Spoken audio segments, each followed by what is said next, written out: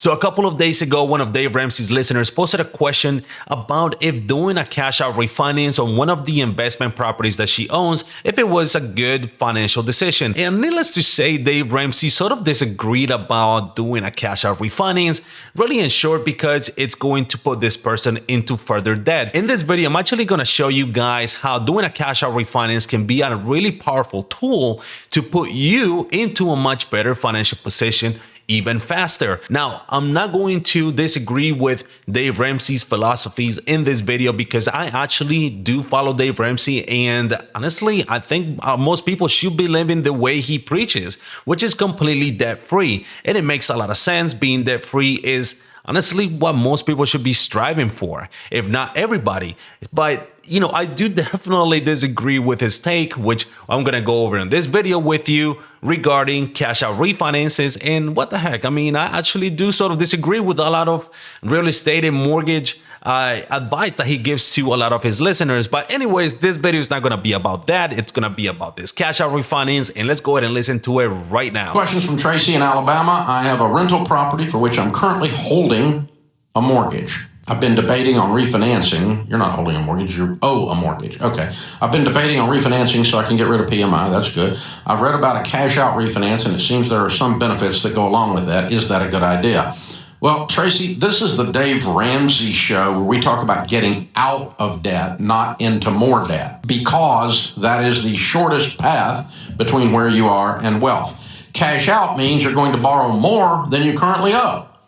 You're going the wrong direction, Miss Tracy. And so, no, you need to refinance it and get rid of the PMI, or maybe you need to sell it. If you need some cash, maybe you're too broke to be a landlord. That's a possibility too. Real estate is only a blessing when it makes money. Well, I rent it for $750 and my payment is $650. You are losing money, darling. I know it sounds like $100 profit, but it's not in the real world when you count vacancy and credit loss, meaning they don't pay when they're supposed to. Oh, and by the way, that $3,500 heat and air went out, and you make $1,200 a year. It takes you 3 years to recoup that. You're not making money on $100 cash flow. You're losing. All right, so here's a couple of things that I have a sort of disagreement about right off the bat with him. The first one is he doesn't really know what her situation actually is. He's just basically considering that her biggest problem is getting rid of the PMI or just having the PMI. But Tracy could have a lot of debt. She might have some credit cards. She could be falling behind on things. She might have had lost some wages because of COVID. Who knows? But, this is kind of like my biggest problem with some of this very generic advice, because honestly, in under 1.5 minutes, he basically just told her why this whole cash out thing is wrong. But in the example that I'm about to show you, I'm actually going to go over what if she has a little bit of a higher interest rate, and guess what? She has some credit card debt that she can actually pay off. And I'm going to be showing you how quickly she could be actually debt free and also be able to pay off that mortgage that she will take out. Here we have Tracy, the caller, and Tracy bought a house a few years ago, and her original loan amount was $150,000. Right now she owes $120,000. Her current interest rate is 4.5%, and her total monthly payment is $760.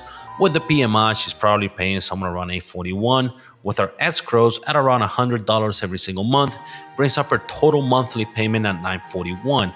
She is getting some rental income of $1,100 every single month, which cash flows her $159 a month. Happy camper. What if Tracy has $30,000 worth of credit card debt? That's our question. Well, a minimum payment on $30,000 at 5% will be about $1,500 every single month. So let's see what a cash out refinance play would look like.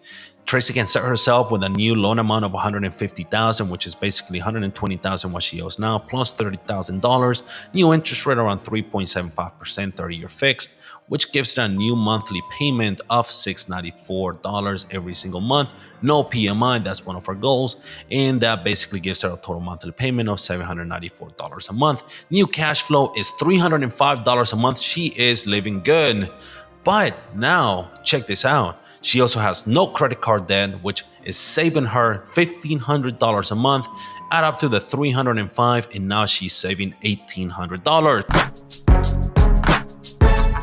And as you guys can see, this scenario just plays so much better than just saving a measly $300 a month. That's not bad savings whatsoever, but in this situation, Tracy will save even more money. But now the final question is, what if Tracy actually takes the monthly savings that she's having from her mortgage payment being lowered by $300 a month, and the fact that she does not have any credit card debt and she's saving $1,500. So what if she took the $1,800 and she applied them back into her mortgage loan balance, obviously prepaying the loan? Well, Tracy will actually have her loan paid off in just 5.5 years, and she will be 100% debt free. And come on, guys, isn't this what Dave Ramsey is actually preaching about, being debt free? Well, in this example that I just gave you, and this is not an uncommon situation, and I'm sure there's somebody out there just thinking about something like this, and this will make sense all day and every single day. That's it, you guys. Hopefully you liked the video. Let me know what you think about it. Put it in the comment box below. Once again, this whole video is not supposed to,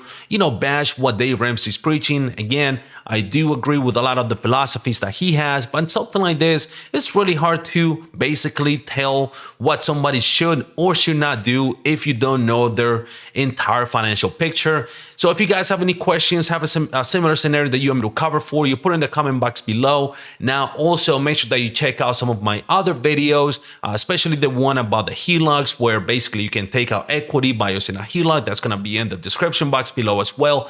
And if you like the video, make sure that you give it a like, subscribe to the channel, share it with all your friends. Don't be stingy. And I will see you guys in the next video. Thank you for watching.